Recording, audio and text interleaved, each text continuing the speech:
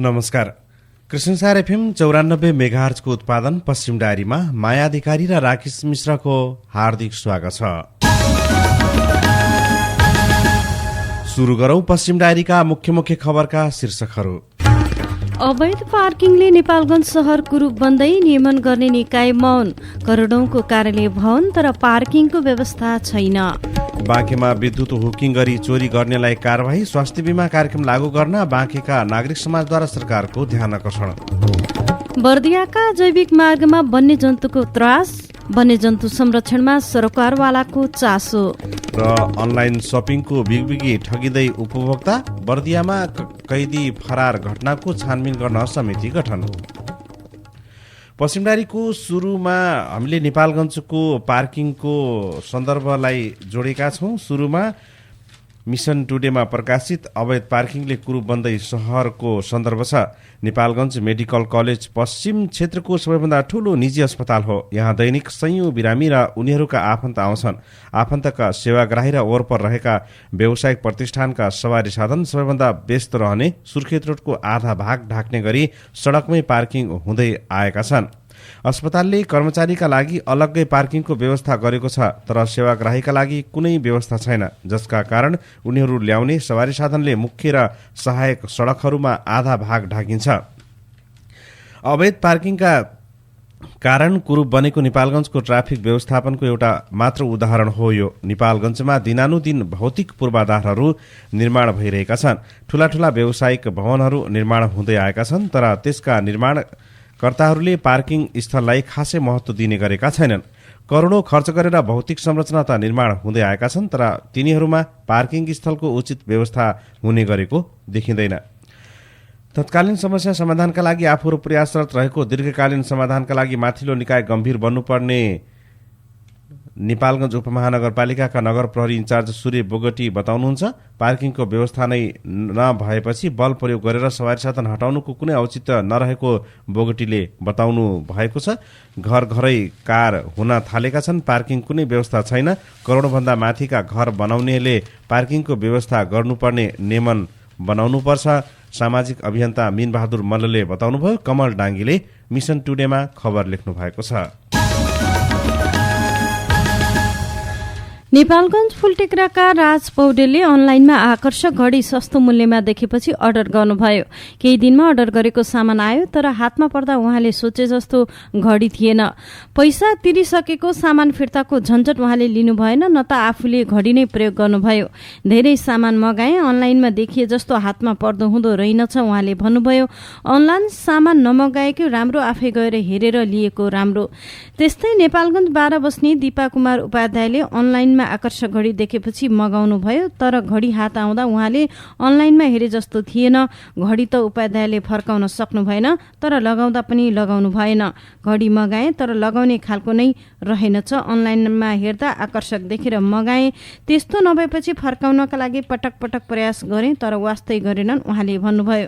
नेपालगञ्जकै अर्का एक व्यक्तिले पनि अनलाइनमा सामान मगाउँदा ठगिएको बताउनु भयो। उहाँले भन्नुभयो, सस्तो मगाएर मगाए, अहिले ठगिएको महसुस भइरहेको छ।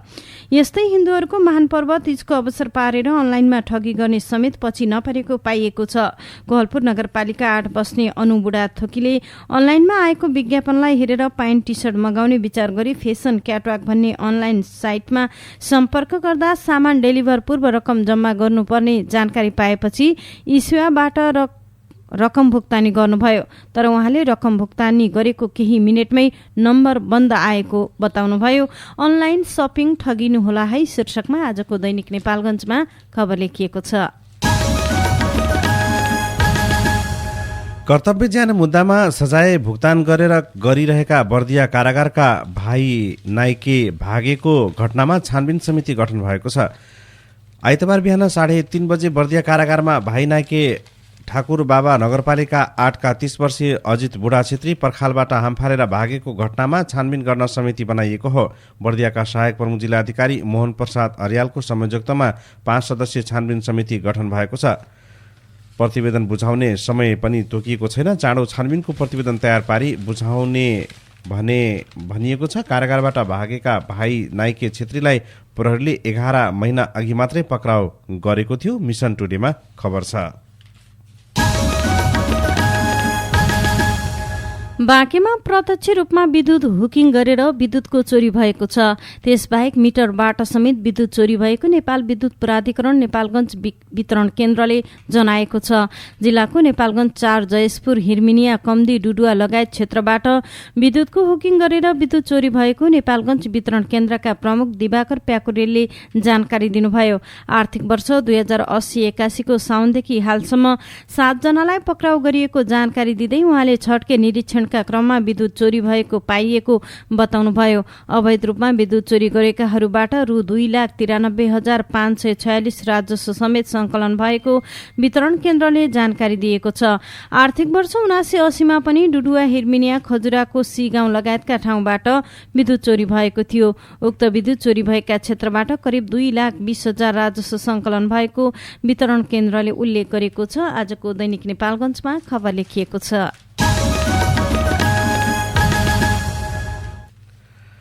नेपाल सरकारका ऊर्जा, जलस्रोत तथा सिंचाई मन्त्री शक्तिबहादुर बस्नेतले राष्ट्रिय गौरवको आयोजना भेरी बबई डाइभर्सनको कामप्रति असन्तुष्टि व्यक्त गर्नुभएको छ।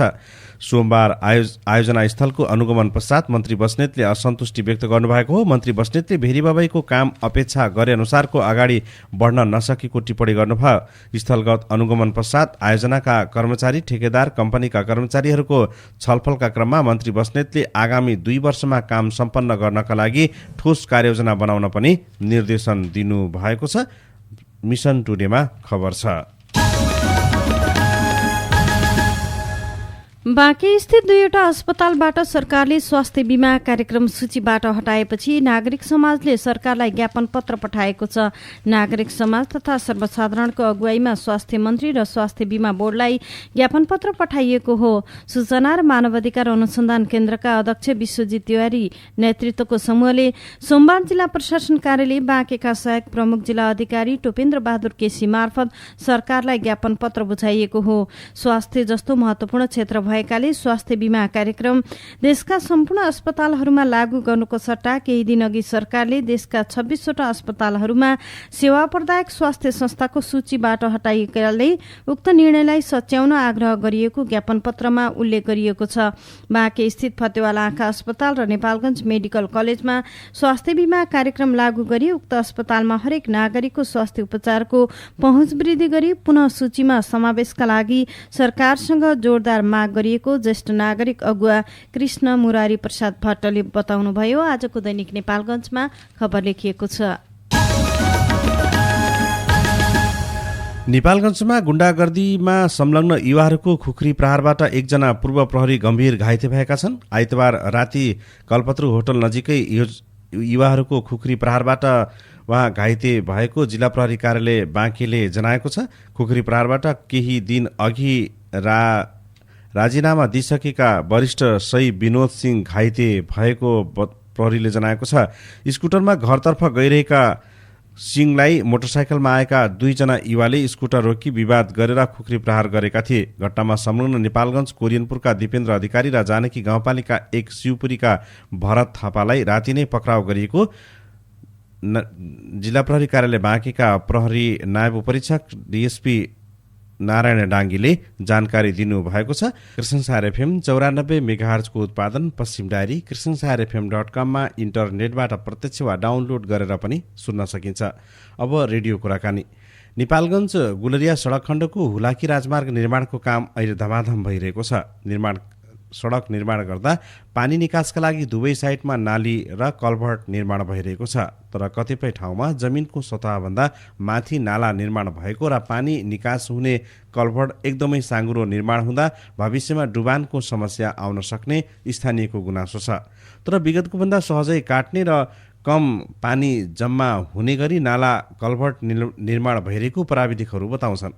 कुराकानी गर्दै हुलाकी राजमार्ग आयोजना कार्यालय नेपालगञ्जका सूचना अधिकारी इन्जिनियर कृष्ण प्रसाद पाण्डे युनिभर्सल मान्यता के हो भने जुन पानी बाटो तलतिरको बस्तीको पानी छ त्यो बस्ती भनेको पानी भनेको त्यहाँ उहाँहरूकोमा परेको पानी तलतिर बग्ने हो। पानी मात्र हामीले चाहेर पनि बग्न सक्दैनौँ। माथिपट्टिको बस्ती अपस्ट्रिमको बस्तीको पानी हामीले नालासँग जोडेका छौँ र कल्भर्टबाट तलतिर क्रस गरेका छौँ। तर नालाभन्दा तलको पानी चाहिँ नालामा ल्याएर हामीले चाहेर पनि चढ्न सक्दैनौँ। तर नालामा चढाउनु भयो, नालाको लेभल डाउन गर्नुभयो भने त्यसबाट फ्लस गर्नलाई जहाँ कल्भर्टको लेभल छ त्यो कल्भर्ट खोलाको लेभलभन्दा तल मुनि नानी लगेपछि त्यो पनि बल्ल बल्ल केस हुन्छ। त्यो भएर स्थानीयको चाहिँ माग के छ भने हाम्रो पानी जुन चाहिँ छ हैन विगतमा चाहिँ सडकको खाल्डो भएर चाहिँ पानी बग्थ्यो, अहिले चाहिँ त्यो ठाउँमा चाहिँ नाला बनिसक्यो होइन। हाम्रो पानी त्यही नाला भएर चाहिँ कलभट भएर चाहिँ तलतिर जानुपर्छ भनेर चाहिँ उहाँहरू त्यसरी चाहिँ पानीको निकास चाहिँ गरिएन भने हाम्रो चाहिँ घर भोलि गएर हाम्रो चाहिँ घर डुबान हुन्छ भनेर चाहिँ उहाँहरूको भनाइ छ। त्यसरी चाहिँ निकास गराउन अथवा त्यसरी चाहिँ पानी कटाउन चाहिँ सम्भव छैन। त्यसो भए पानी बग्ने भागमा अहिले पनि बग्छ। कलबर्टबाट जुन क्रस ड्रेनबाट पानी बग्थ्यो त्यो बग्ने भागमा अहिले पनि पानी बग्छ र नबग्ने थुप्रिन्थ्यो। उहाँहरूको घरको पानी सडकको खाल्डामा आएर थुप्रिन्थ्यो, त्यो त्यहीँनिर खाल्डा हुन्थ्यो। तपाईँ हामीले पनि देखिन्छ सडकको छेउमा पानीका खाल्डा हुन्थ्यो कि त्यो खाल्डाको बाटो अफ गर्दा त्यो खाल्डा रहेन। ओभरअल बाटोको लेभल हामीले कोही ठाउँमा 17-18 सेन्टी, कोही ठाउँमा 20-22 सेन्टी, 2-4 मिटर बाटोको लेभल उठाएर चाहिँ बस्ती डुबान हामीले पारेका छैनौँ। त्यो नौवटा ओभरअल त के भयो भन्दा हाम्रो बाटोले गर्दा डुबान त भएन। हिजोको जुन बाटोको लेभल थियो त्यो बाटोको लेभलमा त खासै फरक परेन। पर्यो के भन्नुहुन्छ भने बाटो तलतिरपट्टिको केस हुन्छ, त्यसमा 2-3 ठाउँमा, धेरै ठाउँमा त छैन। दो ठाउँमा चाहिँ उतापट्टिबाट बग्दाखेरिको चाहिँ मान्छेले घर बनाइदिएको छ, घरमा गएर माटो भरिदिएको छ, त्यहाँबाट निस्किने ठाउँ छैन। त्यो बाटो सडकमा झन् नालीले सुकेको छ। यसको त समस्या के छ भने हामी सँगसँगै छौँ, सडक त्यसपछि गएर इसानी तह सबै सँगै जाँदा अझै पनि हाम्रो 30 मिटर भन्दा उतापट्टि गएर जुन बिल्टअप लाइन छ, बिल्टअप लाइन भन्दा यतापट्टिको भागमा चाहिँ हामीले त्यहाँ लङ्गिट्युडनल यदि हिमपाइप राखिदियौँ भने त्यो पानी चाहिँ कलबर्टसम्म फ्लस सडक जान सकिन्छ। त्यो चिज पनि हामीले अस्ति उहाँले भनेको थियौँ। तर अब त्यो जुन चाहिँ वैज्ञानिक तरिकाले सम्भव छैन, जुन चाहिँ त्यहाँको पानी हामीले ल्याउने सम्भवै नभएको ठाउँमा चाहिँ हामीले मात्रै गर्छु भनेर भोलि पानी जाँदैन, नगए त म जिम्मेवार हुने कुरा नि भएन, मैले बोलेर मात्रै सबै कुरा हुने नि भएन। त्यो भएर कति ठाउँमा त्यस्तो खालको समस्या आउँछ? त्यो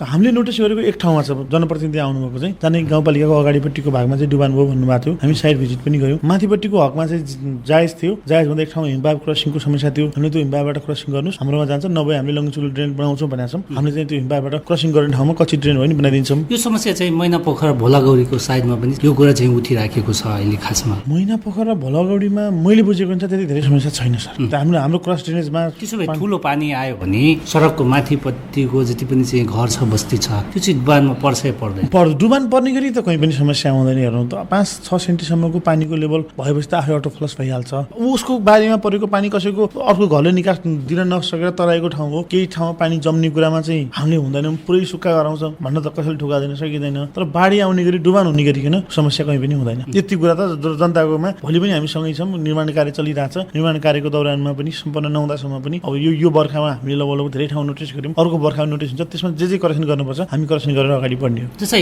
विगतमा चाहिँ अब पानी क्रसको लागि हेमपाइपहरू राखिएको थियो, त्यो ठाउँमा चाहिँ अहिले चाहिँ कलभट बनाइएको छ। तर कलभट हेर्दाखेरि त्यसको स्पेस एकदमै साँग्रो चाहिँ देखिन्छ। त्यो पनि स्थानीयहरूको गुनासो छ होइन। यो साँग्रो स्पेसबाट पानी चाहिँ कति घट्छ र? अब यो एक हिसाबले भन्नु तपाईँले भनेको प्रश्नमा दुईटा चिज छ। एउटा पहिला भन्नु, पहिला हिमपाइप थियो। हिमपाइप कतिको थियो? 60 सेन्टी 90 सेन्टी। हामीले कलभट त्यो 90 सेन्टी भएको ठाउँमा हामी 1 मिटर कलभट बनाइदियौँ। त्योभन्दा बढी बनाउनु भयो भने तपाईँ एकचोटि के सोच्नुहोस् भने त्योभन्दा तलतिरपट्टि डाउन स्ट्रिममा तपाईँको आफ्नो जग्गा भएको मान्छे सोच्नुहोस् त। यदि तपाईँले हिजो घडेरी किन्नु भएको छ, जग्गा छ, खेत छ, आज तपाईँको अगाडि लगेर त्यो कलभट बसालिदिने र 6 मिटरको कलभट बनाइदियो भने तलतिरपट्टि त्यो सबै खोलो बन्छ, तपाईँले दिनुहुन्न। तलबाट बस्ती नजाँदा हामीले के गर्यौँ भने युनिभर्सल एउटा लको सिद्धान्त, सर्वमान्य नियम के हो भने हिजो जहाँबाट पानी बगाएको थियो त्यहीँबाट पानी बगाउने, जत्रो पानी बगाएको त्यत्रै पानी बगाउने भन्दाखेरि त्यस्तो हिसाबले चाहिँ सकेसम्म 4-5 ठाउँमा चाहिँ हामीले 1 मिटरको कलभट बनाएको छौँ। त्यहाँ हिजो 60 सेन्टीको हिमपाइप थियो। हिजो 60 सेन्टीबाट बग्ने पर्ने पानी आज 1 मिटर, तै पनि तपाईँको 2-3 मिटर अग्लो कलभटबाट बग्दा पानी त पहिलाको भन्दा बढी जान्छ। तर मान्छेले चाहिँ कलभट सामान्यतया 5-6 मिटर भन्दा तलकोमा हामीले कलभट बनाउँदैन थियौँ। 5 मिटर भन्दा माथि गयो कलभट बनाउने, नत्र हिमपाइपहरू राख्ने गर्दाखेरि चाहिँ त्यो कलभटको हिसाबमा चाहिँ कम्पेयर गर्दा सानो साइज देख्नुभएको। तर हिजो जुन हिमपाइप थियो, हिमपाइप भन्दा ठुलो छ, पानी बग्छ। त्योभन्दा ठुलो बनाइदिनु भयो भने तलतिरपट्टिको बस्ती चाहिँ डुबानुहोस् या त कसैको जग्गामा चाहिँ भोलि खुलो नबनोस्। यसमा हामी सेन्सिटिभ भएर बरु सङ्ख्या बढाउने तर सानो कलभट बनाउने गरे। हाम्रो उद्देश्य के हो भने हिजोमा भएको चिजलाई मिटिगेट गरेर लिने हो, त्यसलाई बढावा चाहिँ हुँदैन। या त त्योभन्दा बढी डुबान हुने गरिकन हामीले बनाएको संरचनाले हिजो नडुब्ने ठाउँ आज डुब्ने, हिजो कम डुब्ने ठाउँ आज बढी डुब्ने चाहिँ हुँदैन। यति कुरा चाहिँ हामी पनि संवेदनशील छौँ। हामी पानी पर्दा पनि त हजुरको जब ठुलो पानी पर्छ त्यति बेला चाहिँ कार्यालय प्रमुख हाकिम साहब र हामी चाहिँ तपाईँको हामी चाहिँ बाटोमा निस्किन्छौँ कि हामी ठाउँ ठाउँमा चाहिँ त्यसै आफूले चाहिँ अध्ययन गर्दै जान्छौँ र त्यसपछि त्यही अनुसारको आवश्यक निर्देशन, आवश्यक डिजाइन परिवर्तन गर्नुपर्ने के छ हामी चाहिँ गर्दै जान्छौँ। हुलाकी राजमार्ग आयोजना कार्यालय नेपालगञ्जका सूचना अधिकारी इन्जिनियर कृष्ण प्रसाद पाण्डे र सम्बुथारू। अब बाँकी समाचार। बर्दियाको मधुबन 3 जैविक मार्ग स्थित सुकुम्बासी बस्तीका जोगीपुरे चौधरी दिनभरि घर बस्नुहुन्छ। साँझ परेपछि लालाबाला बोकेर नजिकैको धनौरामा शरण लिन पुग्नुहुन्छ। रात परेपछि बस्तीमा टेक्ने अवस्था छैन। उहाँले भन्नुभयो कुनै बेला हात्तीले आक्रमण गर्छ, पत्तै हुन्न। ज्यान बचाउन धनौरा गाउँमा शरण लिनुपर्ने बाध्यता रहेको उहाँले बताउनुभयो। भदौ 9मा हात्तीले उहाँको घर भत्कायो। 1 वर्ष अघि कार्तिक 10मा कच्ची घर भत्काएको थियो। त्यसबेला भागेर ज्यान जोगाएका उहाँले बताउनुभयो, सुकुम्बासी बस्ती नेपाल भारत सीमासित जोडिएको छ। उक्त बस्ती नजिक भारतको कतर्निया घाट वन्यजन्तु आरक्ष छ। कतर्निया घाट आरक्ष र बर्दिया निकुञ्जका वन्यजन्तु ओहोरदोहोर गर्ने जैविक मार्गमा उहाँको घर रहेको छ। दिनहुँ हात्तीका झुण्ड बस्तीमा बसेर घर र बाली नाश गर्ने गरेको उहाँले बताउनुभयो। मधुवन 3 स्थित सुकुम्बासी बस्तीका बन्दुवा थारूको पीडा पनि उस्तै छ। यस वर्ष हात्तीले उहाँको मकै नष्ट गरिसकेको छ। यसै महिना धान बालीमा क्षति पुर्यायो। उहाँले भन्नुभयो, सरकारले क्षतिपूर्ति दिने भनेको सुन्छु, पाइएन। आफ्नो 5 कट्ठा जमिनमा लगाएको बाली क्षति भएपछि आउँदो वर्ष के खाने भन्ने चिन्ताले सताएको उहाँले बताउनुभयो। उक्त जमिन सरकारले उपलब्ध गराएको हो। उक्त उब्जनीले नपुग्ने भएकाले मजदुरी गरेर गुजरा गर्न बाध्य रहेको उहाँको भनाइ छ। मधुवन 3 भगरैयामा सोमबार साँझ हात्तीको हुलले 10 कट्ठा जग्गाको मकै सखा पारेको छ। एकै पटक 25-30 वटा हात्ती बारीमा पस्ने गरेको स्थानीय लक्ष्मी चन्दले बताउनुभयो। चालु आर्थिक वर्षमा हात्तीले खाता जैविक मार्ग अन्तर्गतका 8 घर भत्काइसकेको खाता रेन्ज पोस्टका सहायक वन अधिकृत सन्तोष चौधरीले बताउनुभयो। जैविक मार्गमा वन्यजन्तुको त्रास शीर्षकमा कमल पन्थीले आजको कान्तिपुरमा खबर लेख्नु भएको छ। यसैबीच वन र वन्यजन्तु संरक्षणमा महिला पत्रकार र सीमान्तकृत समुदायको महत्वपूर्ण भूमिका रहने सरकारवालाले बताएका छन्। वन र वन्यजन्तु संरक्षणमा महिला पत्रकारहरूको भूमिका विषयक अन्तर्क्रिया कार्यक्रमका सहभागीले बताएका हुन्। कार्यक्रममा बोल्दै नेपाल पत्रकार महासंघ बाँकीकी उपाध्यक्ष करुणा शाहले महिला पत्रकारलाई सबल र सक्षम बनाउन यस्ता कार्यक्रमले निकै सहयोग पुग्ने बताउनुभयो। बाँकी राष्ट्रिय निकुञ्जका संरक्षण अधिकृत उत्तम चौधरीले वन वन्यजन्तु र निकुञ्जका विषयमा विविध जानकारी गराउनु भएको थियो। नेपाल सरकारले बाघ संरक्षणका लागि अन्तर्राष्ट्रिय समुदायसँग गरेको प्रतिबद्धता अनुरूप बाघको वासस्थान र जैविक मार्ग संरक्षण गर्ने उद्देश्यले 2067 असार 28 गते बाँके, दाङ र सल्यान जिल्लाको 550 वर्ग किलोमिटर क्षेत्र समेटी नेपालको 10औं राष्ट्रिय निकुञ्जको रूपमा बाँके राष्ट्रिय निकुञ्जको स्थापना गरेको उहाँले जानकारी गराउनु भयो। मिसन टुडेमा खबर छ। अब बाँकी समाचार। नेपाल प्रेस युनियन बाँके शाखाले हिन्दू महिलाहरूको पर्व हरितालिका तीजको अवसरमा तीज विशेष खोजमूलक स्टोरी लेखन प्रतियोगिता गर्ने भएको छ। प्रेस युनियन बाँके शाखाको बैठकले बाँकेमा क्रियाशील महिला पत्रकारहरूलाई लक्षित गरेर तीज सम्बन्धी खोजमूलक स्टोरी लेखन प्रतियोगिता गर्ने निर्णय गरेको सचिव भीष्म लोधले बताउनु भएको छ। यसै बीच नेपाल प्रेस युनियन बाँकेका संस्थापक स्वर्गीय पन्नालाल गुप्ता चाचाको 95औं जन्म जयन्तीको अवसरमा शाखाले विविध कार्यक्रम गरी निर्णय गरेको छ। संस्थापक अध्यक्ष गुप्ताको जन्म जयन्तीको अवसरमा आगामी भदौ 26 गते पत्रकारहरूका लागि निशुल्क स्वास्थ्य परीक्षण शिविरको आयोजना गर्ने भएको छ। मिसन टुडेमा खबर छ। बर्दियाको ठाकुरद्वारामा विविध कार्यक्रम गरी 15औं अन्तर्राष्ट्रिय गिद्ध सचेतना दिवस सोमबार मनाइएको छ। बर्दिया प्रकृति संरक्षण क्लबको आयोजना, नेपाल पन्छी संरक्षण कोष र राष्ट्रिय प्रकृति संरक्षण कोषको आर्थिक सहयोगमा कार्यक्रम सञ्चालन गरी मनाइएको हो। कर्मचारी मिलन केन्द्र बाँकेले बाँके नेपालगञ्ज उपमहानगरपालिकाका प्रमुख प्रशासकीय अधिकृत शिवप्रसाद रिजाल तथा कोहलपुर नगरपालिकाका प्रमुख प्रशासकीय अधिकृत टीकाराम ढकालको विदाई गरेको छ। नेपालगञ्ज उपमहानगरपालिकाका प्रमुख प्रशासकीय अधिकृत शिवप्रसाद रिजालको जिल्ला समन्वय समिति काठमाडौँ तथा कोहलपुर नगरपालिकाका प्रमुख प्रशासकीय अधिकृत टीकाराम ढकालको चीनमा स्नातकोत्तर तह अध्ययनका लागि मनोनयन भएकाले संघीय मामिला तथा सामान्य प्रशासन मन्त्रालय अतिरिक्त समूहमा सरुवा भएको छ। उहाँहरूको हिजो एक कार्यक्रमका बीच विदाई गरिएको छ। पश्चिम डायरीमा अब विचारको पालो। सिद्धान्त नेपालले 6.5 दशकदेखि योजनाबद्ध विकासको ढाँचा अवलम्बन गरेको छ। आवधिक योजनाको तर्जुमा र त्यसै आधारमा वार्षिक कार्यक्रम र बजेट तय गर्ने पद्धति हो यो। यससँगै कार्यक्रम र बजेटलाई अवलम्बन गरिन्छ। विकास मोडलको रूपान्तरण भनेकै आवधिक योजनामा देशको आवश्यकता, जनअपेक्षा, सन्तुलित विकास, पुँजी निर्माण र सहभागितामूलक पद्धतिको अनुसरण हो। विकासका लागि स्रोतको सही उपयोग, पूर्वाधार, मानवीय र आर्थिक समृद्धिको त्रिपक्षीय सही उपयोग, त्रिपक्षीय सन्तुलन नै अबको मोडालिटी हुन सक्छ। संघीय संरचनामा 3 तहकै भूमिका, उदारवादी अर्थतन्त्र र समाजवाद उन्मुख सोचको सम्मिश्रण पनि अबको रूपान्तरण हो। तर मोडलको रूपान्तरण मात्र पर्याप्त हुँदैन। वार्षिक रूपमा सञ्चालन गरिने आयोजना तथा कार्यक्रम सहितको बजेट तर्जुमा गर्दा माथि उल्लेखित सुझावको कार्यान्वयन अनि बजेट कार्यान्वयनको उपयुक्त कार्ययोजना सहितको मोडालिटी पनि त्यत्तिकै हुन जरुरी छ। विकास मोडलको रूपान्तरण शीर्षकमा सुरेश अधिकारीले आजको कान्तिपुरमा विचार लेख्नु भएको छ। अब सम्पादकीय आजको सम्पादकीयमा नागरिकको व्यक्तिगत स्वास्थ्य उपचार खर्च कम गराएर सर्वसुलभ र गुणस्तरीय स्वास्थ्य सेवा दिन सरकारले स्वास्थ्य बीमा कार्यक्रम लागू गरेको 7.5 वर्ष भएको छ। यसबीचमा सरकारले यो कार्यक्रम विस्तार गरेर 77 वटै जिल्ला र 749 पालिकामा पुर्याइसकेको छ। यसमा आबद्ध नागरिकको संख्या भने निराशाजनक छ। अर्कोतिर आबद्ध भएका मध्ये नवीकरण नगर्नेको संख्या पनि उल्लेख्य छ। सामाजिक सुरक्षा अन्तर्गतको महत्वपूर्ण कार्यक्रम हुँदाहुँदै पनि स्वास्थ्य बीमा कार्यक्रम प्रभावकारी बन्न नसक्नुले यसमा व्यापक सुधारको खाँचो रहेको प्रश्नाउँछ। स्वास्थ्य बीमा बोर्ड मार्फत सञ्चालन हुँदै आएको बीमा कार्यक्रम काठमाडौँ र ललितपुर महानगरपालिका तथा तारकेश्वर बुढा नीलकण्ठ नगरपालिका बाहेक सबै पालिकामा पुगिसक्दा कुल जनसङ्ख्याको 1/4 अर्थात् 24.61% मात्र यसमा आबद्ध रहेका छन्। स्वास्थ्य सेवा बीमा नियमावली 2075 अनुसार 5 जनासम्मको परिवारलाई एक इकाइ मानेर वार्षिक 3,500 प्रिमियम तिर्दा उक्त परिवारले प्रतिवर्ष 1 लाख रुपैयाँसम्मको निशुल्क उपचार पाउँछ।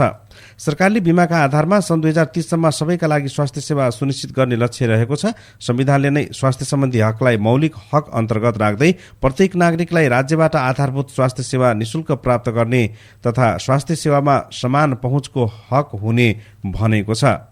सर्वसाधारणलाई बीमा कार्यक्रमको महत्व, बीमा बापत सुविधा लिने प्रक्रियाबारे बुझाउने अभियान सञ्चालन समेत जरुरी छ। बीमा कार्यक्रममा आबद्ध नवीकरण र बीमा बापतको रकम भुक्तानी प्रक्रियालाई पनि छिटो छरितो बनाउनुपर्छ। सरकारवाला सबै निकायले सक्रियता र समन्वयले स्वास्थ्य बीमा कार्यक्रम प्रभावकारी बन्न सक्छ र आकर्षण पनि बढ्छ।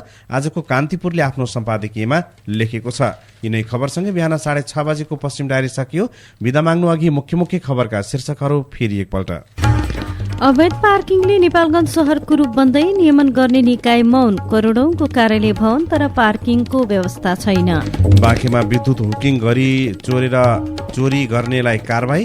स्वास्थ्य बीमा कार्यक्रम लागू गर्न बाँकेका नागरिक समाजद्वारा सरकारको ध्यान आकर्षण। बर्दियाका जैविक मार्गमा वन्यजन्तुको त्रास, वन्यजन्तु संरक्षणमा सरकारवालाको चासो। फेरि बबई डाइभर्सनको कामप्रति सिंचाई मन्त्री बस्नेत असन्तुष्ट। र अनलाइन सपिङको बिगबिगी ठगिँदै उपभोक्ता, बर्दियामा कैदी फरार घटनाको छानबिन गर्न समिति गठन।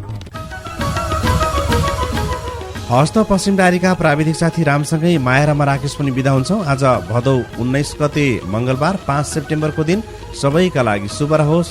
नमस्कार।